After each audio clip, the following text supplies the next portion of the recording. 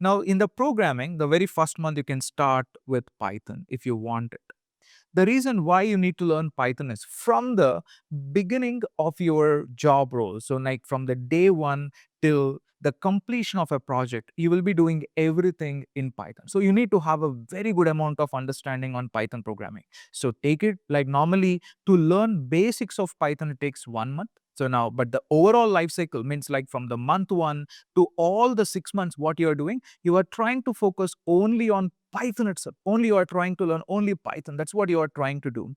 Now, so now what you are trying to learn in Python, especially if you see, you start with basics of Python. So you are getting used with Python. You are getting used with syntax. You are getting used with basic data types. You are getting used with data structures. You are getting used with control flow. You are getting used with creating functions. You are getting used with modules. You are getting used with while loops or for loops. So you are getting used with object oriented programming. That's what you're basically doing in the first month.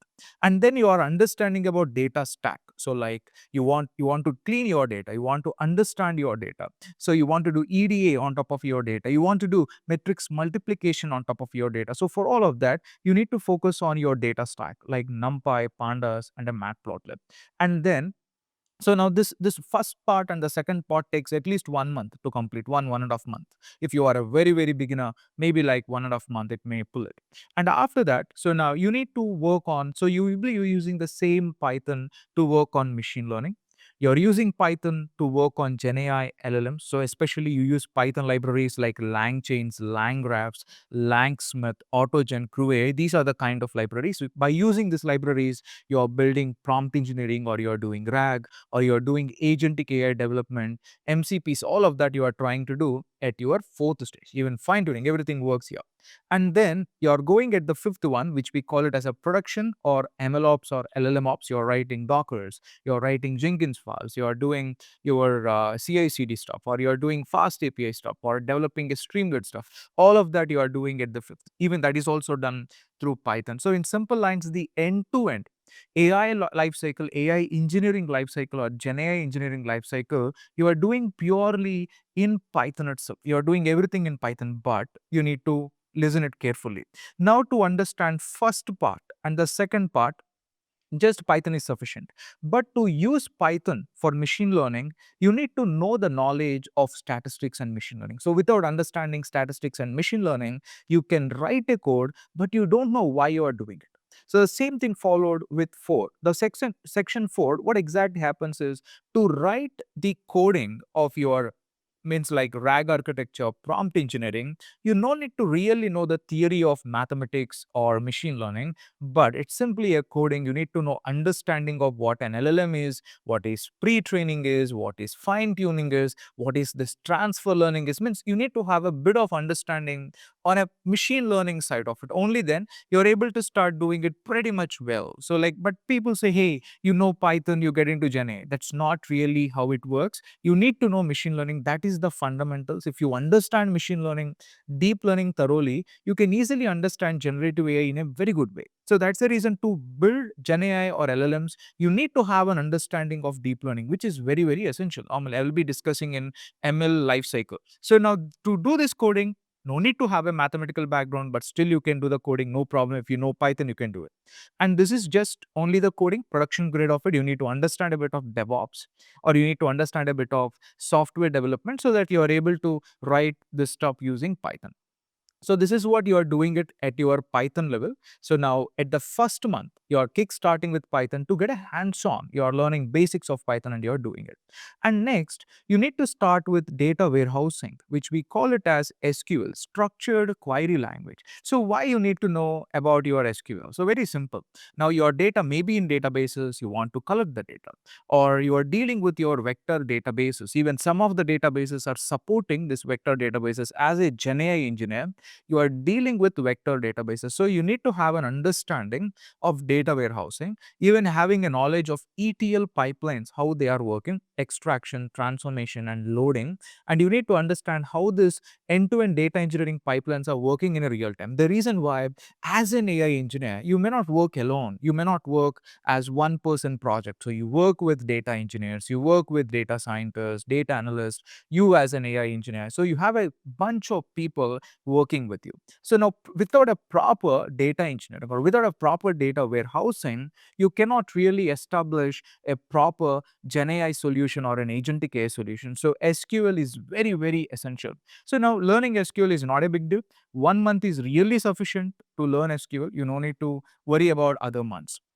And next year comes, there are two divisions, developing AI and another one is called as existing AI. What is meant by developing AI? Now, there is a data available with me. I got set of mathematical equations we call AI algorithms. By taking mathematical equations plus the data, you can start building an intelligence. Maybe I want to build my own AI which can recognize the images or which can do something. So now ChatGPT or then saying ChatGPT, OpenAI, or Google or Anthropic, they are developing AI.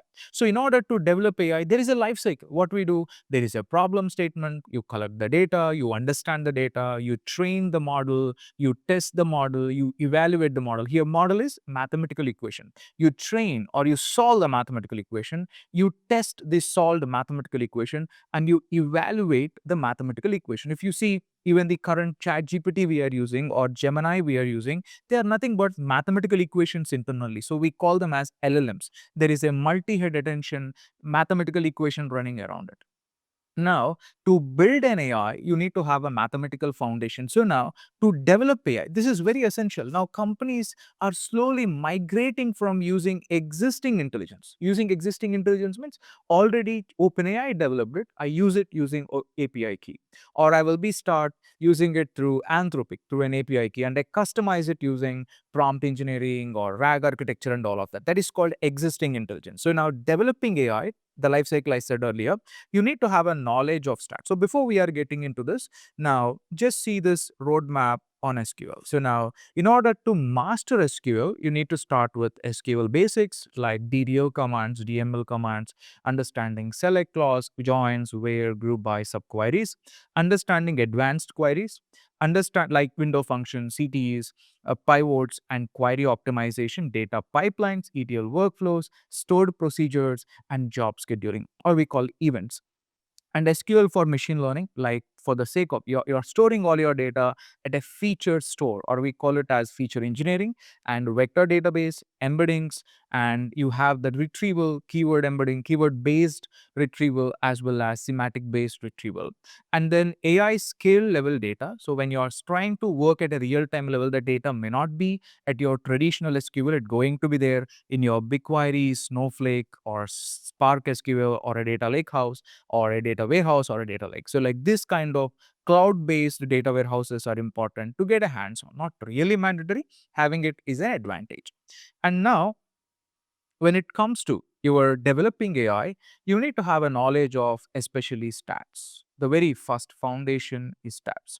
You need to have stats, you need to have machine learning knowledge, you need to have deep learning knowledge, and then you need to have a Gen AI knowledge. That's what people do. So now when you are going with using existing intelligence, people are skipping all of this. So they are not learning all this. They are directly jumping and using existing intelligence using API key. So they are start using it through an API key. That's what called as using existing intelligence. So this is what the roadmap look like. Now, if you want to really learn this means actual means like solid, instead of just learning Python SQL and using API based Gen AI development, prompt engineering and all of that, I'm not a fan of that. And companies are not also a fan of it. While I'm going to the interviews, while my students are going to an interview, I see this plan. Now you need to be good with math and statistics. So they are saying, no, you don't need to learn it, but you need to learn. They are asking, and you need to be good with linear algebra. So you no need to master every inch of linear algebra. We can do that through NumPy library. Understanding probabilities, calculus, and statistical distributions are probability distributions. And then you need to have a knowledge of classical ML, understanding what is a regression is, what is a clustering is, what is support vector machine do, what is a clustering do, what are ensemble models. So in simple line, supervised algorithms, unsupervised algorithms, classification, regression algorithms.